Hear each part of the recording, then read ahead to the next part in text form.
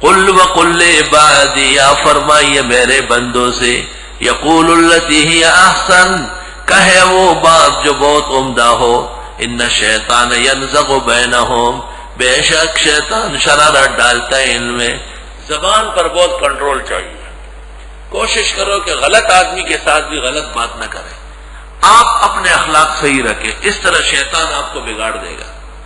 ان الشیطان کان للانسان عدوا مبینا، بے شک شیطان انسان کا دشمن ہے واضح۔ ربکم اعلم بکم، بے شک تمہارا رب تم کو جانتے ہیں، ان یشاء یرحمکم، چاہے معاف کرے تمہیں، او ان یشاء یعذبکم، چاہے تو پکڑے تمہیں عذاب دے۔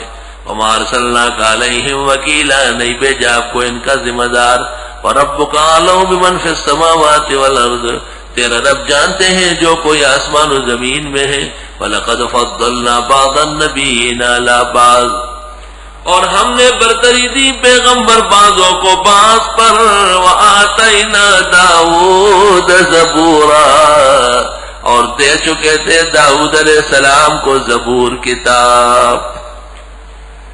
اصحاب الکتب غیر اصحاب الکتب سے افضل ہے، نبیوں سے رسول اور رسول سے مرسل، سب سے اعلیٰ و اولیٰ ہمارا نبی، اور سب کے تاج اور سرخیل محمد الرسول اللہ صلی اللہ علیہ وسلم۔ شان ورشاہ سے اپنے اس جگہ فیض الباری کے اندر کتاب التفسیر میں تمام لوگوں کا ذکر کیا ہے جنہوں نے کرامتاً ایک دن میں 65 ختم کیے ہیں، ایک لمحے میں قرآن پڑھا ہے۔ شاہ اسماعیل کا ذکر کیا، عصر سے مغرب تک قرآن ختم کیا ہے۔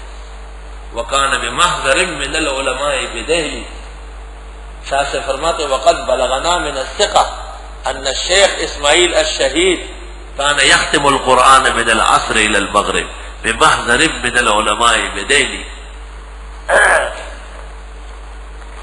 اور ابن کثیر نے اس موضوع پر کتاب لکھی، اس کا نام ہے فضائل القرآن، ہمارے پاس موجود ہے، اس میں ایسے افراد کا ذکر کیا ہے جو کم سے کم وقت میں پورا پورا قرآن پڑھتے تھے۔ یہ معجزہ ہے قرآن شریف کا۔ تمیم داری اور حضرت عثمان رات کو 2 رکعت پڑھتے تھے اور 2 ختم کرتے تھے، 1 رکعت میں 1 قرآن۔ اور ابو حنیفہ اور سعید ابن جبیر رات کو 1 ختم یا 2 کرتے تھے۔ دیکھیے مستطرف صفحہ 13،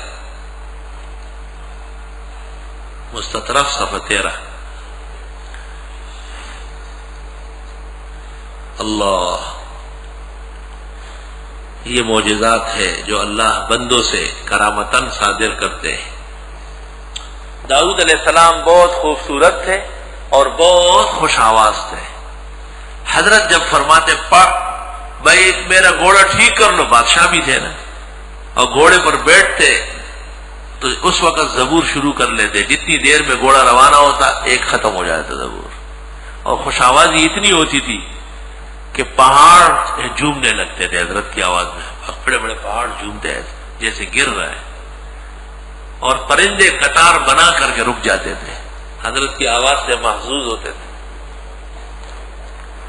ابو موسیٰ اشعری کی خوش آوازی دیکھ کر آپ نے فرمایا قد اوتیت مزامیر داؤد، آپ کو بھی داؤد جیسے خوبصورت آواز دی گئی ہے۔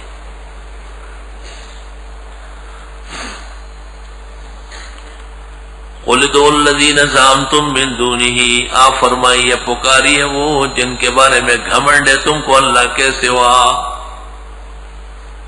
ابن ابی حاتم نے کہا ہے، ابن عباس سے منقول ہے کہ جیسے عیسیٰ اور ان کی ماں عزیر، یہ بڑے بڑے پیغمبر، یہ ان کے بارے میں تمہیں گھمنڈ ہے۔ فَلَا يَمْلِكُونَ كَشْفَ الضُّرِّ عَنْكُمْ، وہ اختیار نہیں رکھتے ہیں تکلیف دور کرنے کا تم سے، وَلَا تَحْوِيلًا، اور نہ پھیر دینے کا۔ اور سنو ہے، یا تو تکلیف ہٹائی دے، یا چلو ٹانگ میں نہ صحیح دانت میں صحیح، دانت سے ہٹا کر کان میں لے آئے، یہ بھی نہیں کر سکتے۔ اولئک الذین، یہ وہی لوگ ہیں، یدعون جو اوروں کو پکارتے ہیں، یبتغون الی ربہم الوسیلہ، اور ڈھونڈتے ہیں اپنے رب کے لیے وسیلہ۔ یہ وہ لوگ ہیں جو صرف اللہ کو پکارتے ہیں، یبتغون الی ربہم الوسیلہ، اور ڈھونڈتے ہیں رب کے لیے وسیلہ، وسیلہ ذریعہ، ایہم اقرب، کون نزدیک ہے، ویرجون رحمہ، اور امید رکھتے ہیں اللہ کی رحمتوں کی، ویخافون عذابا، اور ڈرتے ہیں اس کے عذاب سے، ان عذاب ربک کان محذورا، بے شک تیرے رب کے عذاب سے ڈرنا چاہیے، ایسی چیز ہے کہ اس سے ڈرا جائے، اللہ محفوظ فرما۔ ان آیات کی شان نزول اس طرح ہے کہ کچھ مشرکین جنات کا پوجا کرتے تھے، وہ جنات مسلمان ہو گئے، یہ ایسے خالی ہاتھ رہ گئے۔ فرمایا وہ لوگ جن کو یہ پکارتے ہیں وہ ڈھونڈتے ہیں رب کے لیے وسیلہ، کہ کون زیادہ قریب ہے اللہ کے، اور اللہ کی رحمت کے امیدوار ہوئے اور اللہ کے عذاب سے ڈرنے لگے، ان عذاب ربک کان محذورا۔ شیخ القرآن مولانا غلام اللہ مرحوم نے تفسیر جواہر القرآن میں وسیلہ یہاں بیان کیا ہے۔ حضرت شیخ نے اخیر میں لکھا بہرحال بحرمت فلان کہنا بالاتفاق جائز ہے، اصل جواہر یہاں تک ہے، آگے سجاد بخاری نے کچھ لگایا ہے۔ وَإِن مِّن قَرْيَةٍ إِلَّا نَحْنُ مُهْلِكُوهَا، نہیں ہے کوئی بستی مگر ہم اس کو ہلاک کرنے والے ہیں، قبل یوم القیامہ، قیامت سے پہلے پہلے۔ یہ جہان، یہ گرما گرمی، یہ چہل پہل، یہ بازار، یہ مارکیٹیں، یہ خوبصورت دنیا، یہ نہیں ہوگی۔ خدا جانے یہ دنیا جلوگائے ناز کس کی ہے، خدا جانے یہ دنیا جلوگائے ناز کس کی ہے، ہزاروں اٹھ گئے ہیں رونق محفل باقی ہے، نہیں ہے کوئی بستی مگر ہم ہلاک کرنے والے اس کو قیامت سے پہلے۔ مکہ اور مدینہ محفوظ رہیں گے، ان کے دروازوں پر فرشتے مقرر ہوں گے، دجال کو اندر جانے نہیں دیں گے، امید ہے کہ وہ اللہ کی طرف سے محفوظ رہے۔ او معذبوہا، یا ان کو سزا دے عذابا شدیدا، سزا کڑک، کان ذالک فی الکتاب مستورا، یہ لوح محفوظ میں درج ہو چکا ہے۔ وَمَا مَنَعْنَا أَن نُرْسِلَ بِالْآيَاتِ، اور منع نہیں کیا ہم کو معجزات بھیجنے سے، الا ان، مگر اس بات نے، کذب بها الاولون، کہ اس کی تکذیب کر چکے ہیں اگلے۔ وَآتَيْنَا ثَمُودَ النَّاقَةَ مُبْصِرَةً، اور ہم دے چکے تھے قوم سمود کو اونٹنی آنکھیں کھولنے کے لیے، فَظَلَمُوا بِهَا، انہوں نے ظلم کیا اس سے۔